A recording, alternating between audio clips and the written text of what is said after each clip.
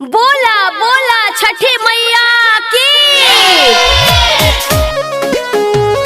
जय छठी मैया, जय छठी मैया।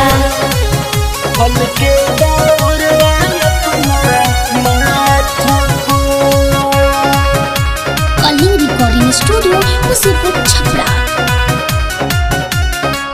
शारदाबा मन में लागल दर्शन ला बानी पागल छठी माई के पूजा खातिर हरदम रहिले लागल हरदम जय जय छठी माँ। शारदाबा मन में लागल दर्शन ला बानी पागल छठी माई के पूजा खातिर हरदम रहिले लागल।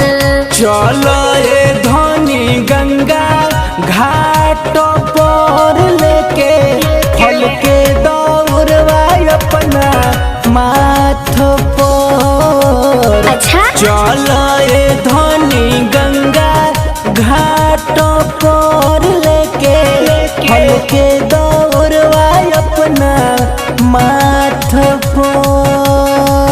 आज हम ले जान की रौरा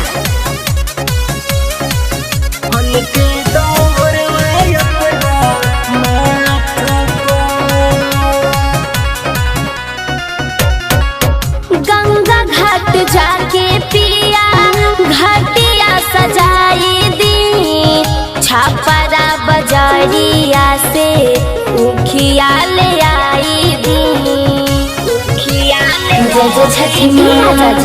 गंगा घाट जाके पिया घाटिया सजाई दी छापरा बजारिया से उखिया ले आई दी। बबुओ के धोके जइहा हाथ के लेके फल के दौड़वा अपना माथ पे। बबुओ के धोके जइहा हाथ के लेके फल के दौड़वा अपना माथ पे।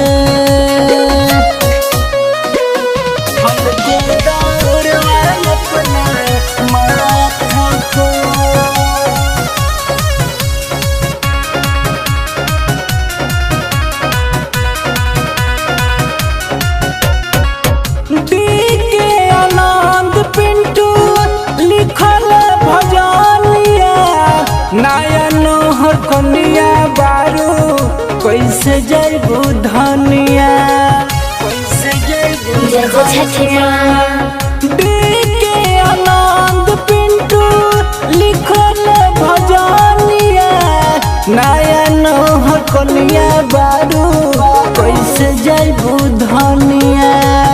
सुनू के ले ले अइहा साथ में लेके फल के दौड़वा अपना माथ पे। सुनो के ले ले हाथू साथ में लेके फल के दौड़वा अपना माथ पे।